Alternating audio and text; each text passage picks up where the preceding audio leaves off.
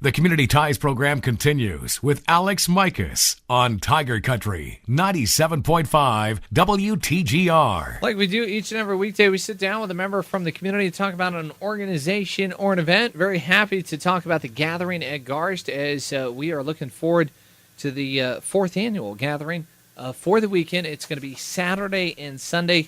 And joining me is CJ Jasenski. And CJ, thank you so much for coming on the show. Thanks for having me. As we are, I know you were looking at that Saturday forecast, keeping your fingers crossed, as we don't want any rain coming our way. Yes. For Saturday and Sunday, as we're going to be at the lawn at the Garst Museum for the gathering, which has turned into a really, really spectacular event. Yeah, we're really excited to have the event again this year. This is our fourth year. We started in 2011, and every year it just grows, and we have a really good response from the community. Now, for folks out there that might not be familiar with the gathering, just give a little bit of an overview of what gathering at the Garst is. Well, the gathering came about. A group of people all decided that we wanted to bring more attention to the heritage of Darke County and the history of the people, and also celebrate the Garst Museum, which is a phenomenal museum for a regional museum. It's really well put together. And so we pulled together the gathering at Garst. It took us a little while to come up with the name, but once we did, things started to flow. And our committee put together the concept of artists, gardener market, farmers market. And there's a lot of things that we pulled together.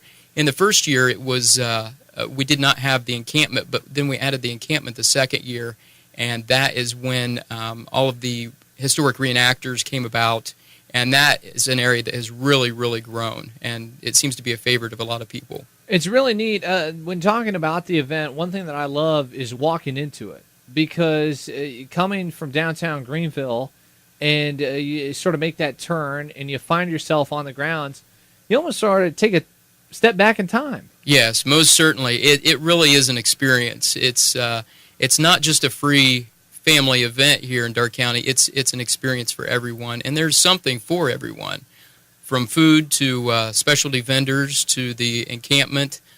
We've got activities for kids. It's a great event. And that's one thing I love about the event, specialty vendors, because you come across a few things that you're just not accustomed to. And not only are you enjoying maybe the food that they provide or the crafts that they offer, but you're enjoying sort of a story with what they have. Oh, most certainly. And it's really nice to be able to meet the artists who are creating these amazing pieces. We have artists that are potters up through wood carvers. We have just a large array of artists, and those are usually around the front of the Garst Museum. So you can see those from North Broadway as you walk up. And then as you head towards the back of the museum, you have the food vendors as well as the specialty vendors that have antiques, as well as, there's just a large variety of great crafted items. And this is a juried event, so we don't just let everybody in. It is actually turned into sort of a tough ticket in trying to get in. Yeah, and we wanted to make it exclusive because we wanted all of the participants, those who are visiting, and everyone that is going to be a part of the gathering at Garst to feel like it's a quality event.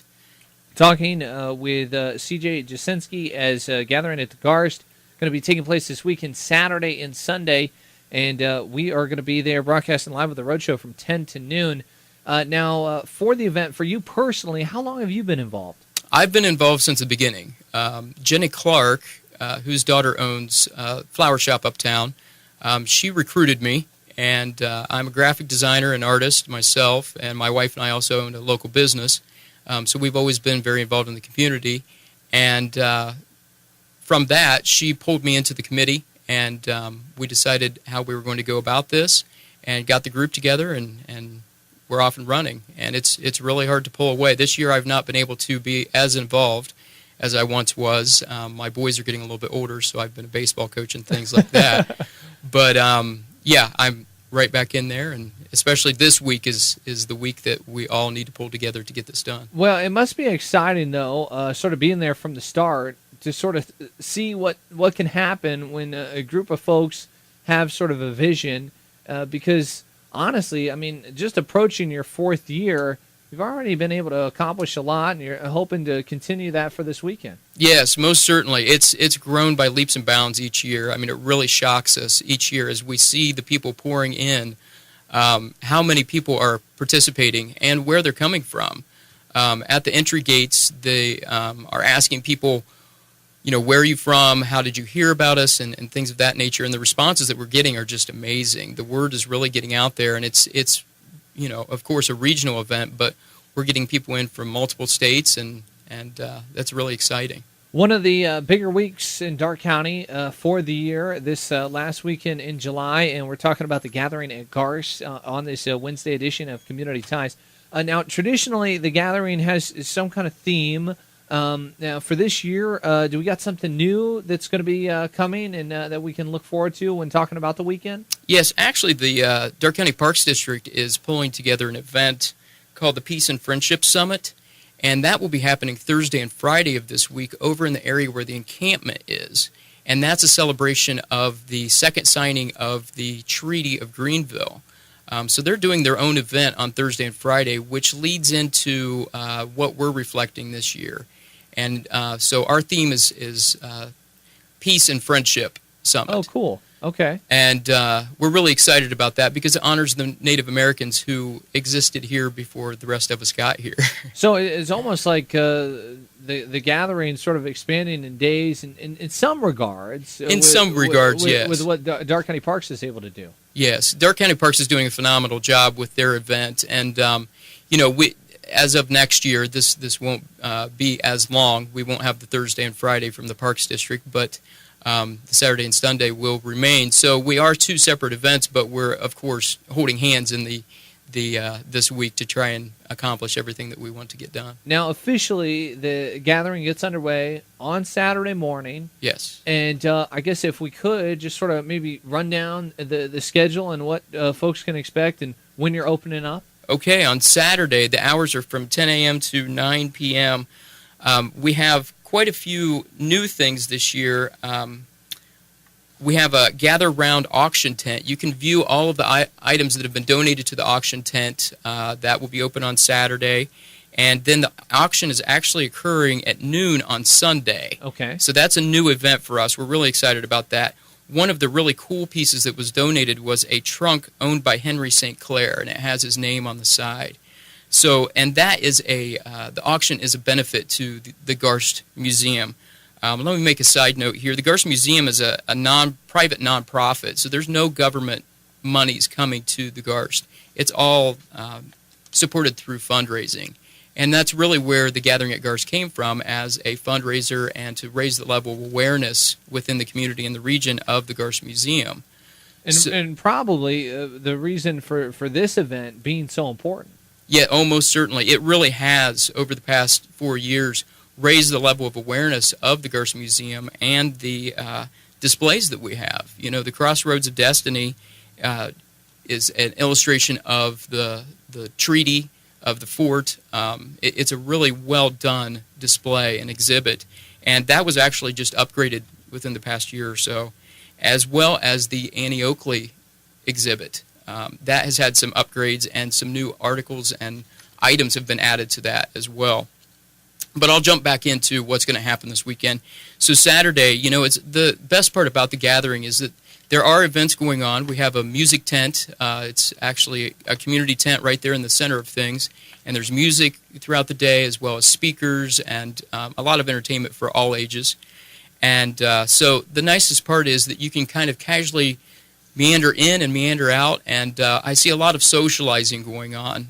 You know, that was always kept until the fair, but it seems like a lot of people are getting it, a lot of socialization at the event as well. Oh, for sure. And also, I think the nice thing about the gathering is sometimes people just come out to preview, where they stop in. They might not have all day, but they know that they might come back on Sunday or come back on Saturday night, and they just make a stop and see some things, and then bring family or bring friends when they come back the second round. And like you had mentioned, sort of an in and out, sort of go as you please event. Yeah, most certainly, yes. And we see a lot of people come around mealtime. Yeah, I'm sure. So they come out for lunch and they come out for dinner, which is a fantastic thing. And we're going to talk more about that and sort of the specialty things that you have to offer at the gathering. But we got to take a break. So we'll be right back as more to come. Fourth annual gathering at Garst going to be underway for this Saturday and Sunday just on the Garst lawn in Greenville. More to come with this Wednesday edition of Community Ties. You're listening to Tiger Country. The Community Ties program continues with Alex Mikos on Tiger Country 97.5 WTGR. All right, back here on Community Ties is very happy to welcome on CJ Jasenski as we are talking gathering at the Garst, the fourth annual time they've been able to do this in Greenville, and going to be on the Garst lawn for the weekend, Saturday and Sunday. A lot taking place in those 2 days. A lot of fun to be had. It's going to be a busy, busy weekend in Greenville. And CJ, we were talking earlier in the program about sort of the uniqueness of the event, and it really is from top to bottom. When you have your crafts, your entertainment, and even your food, and sort of touching on that and discussing the vendors, folks are going to see things that they're probably only going to witness probably once a year. Right, yeah, and that's really what we wanted. You know, Greenville's such a great community, but we're not urban, and so a lot of these things only happen once a year, and we want to bring as much culture and illustrate what the people around here as well as what people from other places have to offer. And so, like with our specialty vendors, we've got some garden vendors who specialize in plants and gardens and all types of things for your yard, and then we have soap makers and natural skincare and antiques, vintage, and retro vendors. Just some exciting stuff that you don't have to travel to see this coming weekend. It'll be right here in our town. Even the food's unique. Oh, most certainly. Yeah. We've got some great food vendors. Of course, the Garst Museum, we added ice cream last year. And that was really exciting for us because that's another fundraiser. And we're adding pie this year, so you can get pie a la mode, which I'm very excited about. Your eyes sort of lit up there. Oh, yeah. I like cakes and cookies, but pie is the best, yeah.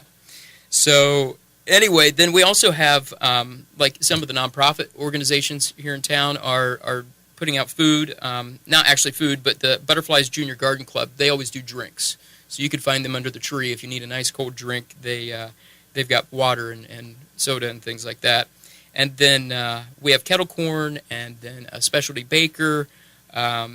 We also have lots of barbecue. It's kind of turned into a barbecue event.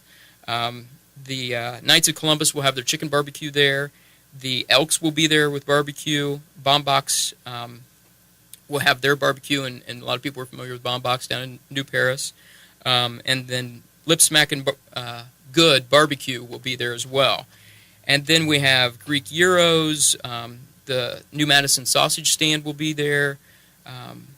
Let's see, what else? Short North Bagel, which that seems to be a favorite. It's a steamed bagel sandwich, and everything kind of melds together. That's I hit that place quite a bit. And then we have a Native American food trailer, which is really cool. They do fried bread and bison burgers and some really different things. So I'm a foodie, so I'm always really excited about what food we're going to have there. A really, really good event to sort of eat some unique things and really eat solid quality, good food. And new this year, sort of changing gears. Sure. You have an archaeology tent?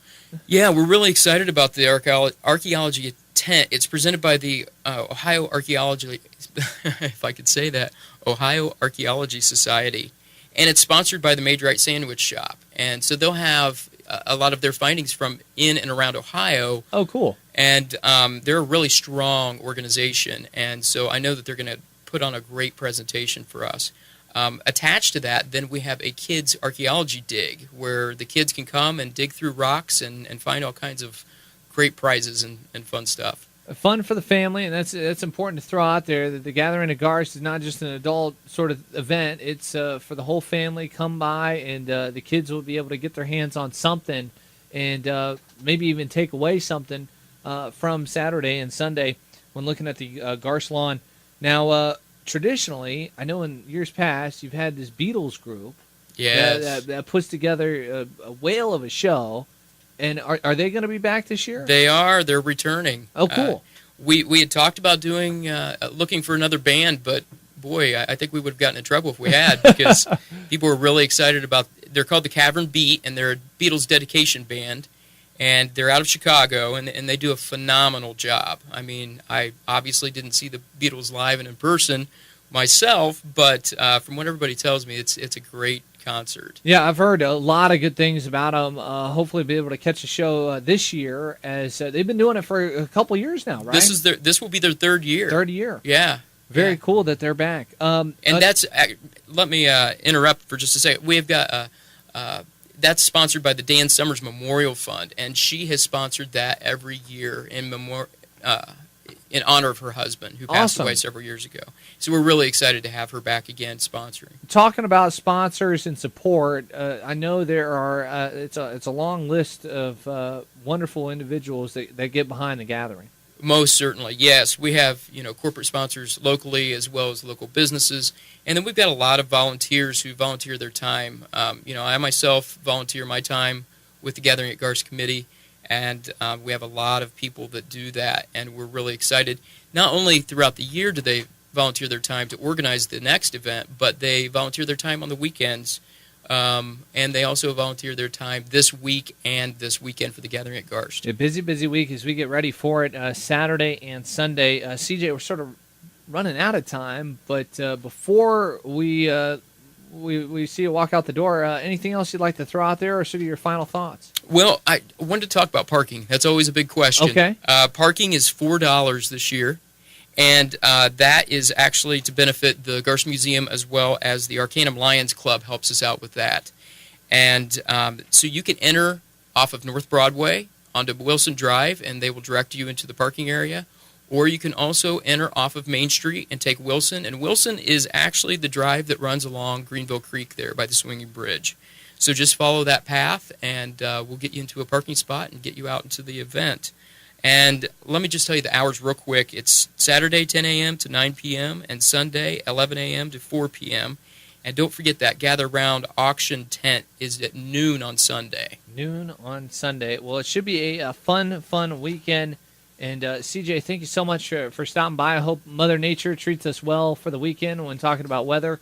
And good luck. Best of luck. Thanks for coming on the show. Thank you. We hope to see everybody there. That's going to do it for Community Ties on this Wednesday. We'll be back on Thursday talking with the mayor of Greenville. Mayor Mike Bowers is going to be stopping by. It's a busy weekend for the city. And, of course, like we just heard, Gathering at Garst going to be doing it again as Community Ties gets underway just after your 11 o'clock news. Up next, your Midday Farm Show.